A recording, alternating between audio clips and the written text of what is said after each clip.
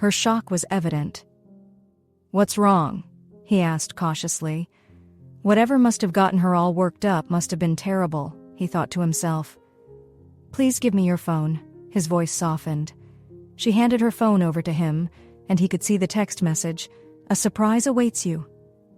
"What does this idiot mean by that?" he said out loud. "Sweetheart, I have this under control," he reassured her as he came down from the bed and made his way out to the living area. Ophelia didn't know what to do with the message she had just gotten. Should she respond to the message? It was obviously a number that sent it. The person never bothered to block the number. As she was still contemplating, Alexander walked in. "I know who it is, and I'm dealing with the person as we speak," he said. "Go take your shower. If not, we'll be late for our flight." "Or would you like me to bathe you?" he asked her. She got up and ran into the bathroom like the world was on fire. Alexander began to laugh. Her reactions were always epic, and he loved them. "I knew you'd do all these things on purpose. Why? Why, Alexander?" she shouted from the bathroom. "Why are you like this? You don't ever keep your word. You said we were friends.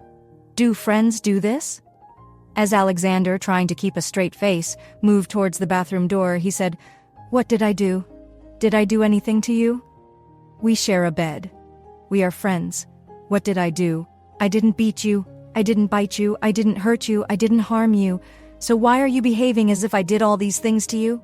Alexander explained. "I don't want you touching me." "Please don't touch me," Ophelia insisted. "You prefer the federal keys, right? Finish what you were doing in the bathroom and come out. I'll give you one." "Not on your life." Her response came from the bathroom. Alexander began to laugh again. He went to the bed and laid on it, enjoying their banter. After a while, when she was done in the bathroom, she wore back her nightdress. He also left to go and do his own stuff in the bathroom, so she used that as an opportunity to quickly change and wear a dress. She also wore her loafers under it. As soon as Alexander was done in the bathroom, he came out to get dressed, his head dripping and the water sliding down his body. As soon as Ophelia saw him, she ran into the living room, and he laughed at her. He fell back on the soft bed, feeling very pleased with their silly game. After what felt like forever, Ophelia came out wearing her nightdress. Her hair was wet and messy. Alexander went to clean up. Ophelia saw her chance and changed as fast as she could. When Alexander came out of the bathroom, he was like a walking waterfall. Water dripped from his dark hair and ran down his body. As soon as Ophelia met him, her face turned red again. She ran to the other room so fast she was almost flying. Alexander laughed at how shy she was acting. The sound of his laugh followed her, warm and full of love. He slowly put on his clothes. As he buttoned his shirt, he noticed something that made his heart warm. Ophelia had already packed their bags.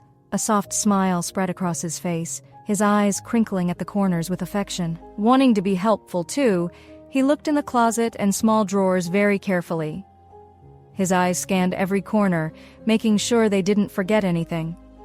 When he was sure everything was there, he picked up the 2 big, heavy bags and carried them to the front room.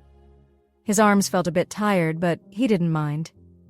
Just as he put them down with a soft thud, his phone rang. It was Andrew, the pilot. "Boss, we're here," Andrew said. "Okay, you'll see us very soon," Alexander said. "All right, boss," the pilot said, and the call ended. After he stopped talking to Andrew, he turned to look at his wife. She was sitting quietly in the living room. "The plane is here," Alexander told her. "Airplane?" she asked. She was so happy to be in one. She grabbed her small bag, then looked around one more time. Her eyes darted from corner to corner, double-checking if they left anything in the room. Alexander bent down and picked up the luggage from the floor. He locked the door, and he and his wife made their way to the elevator, and it took them down to the foyer. As the elevator doors opened with a soft ding, a bellboy saw them and quickly rushed over. The bellboy took the bags from Alexander. The bellboys put the bags in the limo that waited outside. Alexander opened the car door for his wife, feeling like a gentleman. She got in, the soft leather seats welcoming her. He went in after her. Very soon the limo started moving smoothly towards the airport. Ophelia looked out her window, her eyes wide with wonder. She felt happy and thankful for the places she went to, like the ancient buildings, the bustling streets, the blue sky above. She was glad she got to see Rome, its beauty etched in her memory. But even more, she felt glad that she learned a little bit about her strange husband. It usually takes 25 minutes to get to the airport, but that morning there was lots of traffic. Alexander knew it would take longer to get there. He looked at his wife, trying not to let her see that he was looking. His eyes traced her profile. When he moved his mouth to give her a small kiss on the cheek, she moved away. "T.H. So just a little kiss on the cheek like friends?" he asked her. "Okay," Ophelia said softly. Before she could think, he had turned her face to his and he gave her a big kiss on the lips. She moved back and hit him on the chest. She felt a bit angry. He laughed and held her hand. Soon they got to the airport. The car slowed down as they approached. Alexander told the driver to go to the private wing of the airport. As the limo went to the private jet, Ophelia made a surprised noise. Her eyes were wide and her mouth opened wide in an O shape. She had never seen a private jet before, not even from far away. It stood there, sleek and impressive, its metal body shining in the sun. She felt amazed and a little bit scared, her heart beating fast. But mostly she felt very excited about what was going to happen next.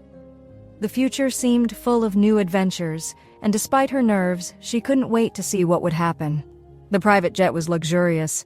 You could easily guess that the inside would be a wonder. As they got out of the limo, Alexander gave the driver some extra money. The driver's face lit up. "Thank you so much, kind sir. We hope you come back to see us again soon. Thank you, sir." Alexander felt glad and said, "I will," with a big smile. He waved his hand to say goodbye. The limo moved away slowly. Alexander then turned to his wife. He gently took her soft hand in his, feeling safe and content. They walked up the steps to the plane together, both feeling a mix of excitement. The interior of the plane was sleek and modern. Comfortable leather seats lined both sides of the aisle, each equipped with a small screen for entertainment.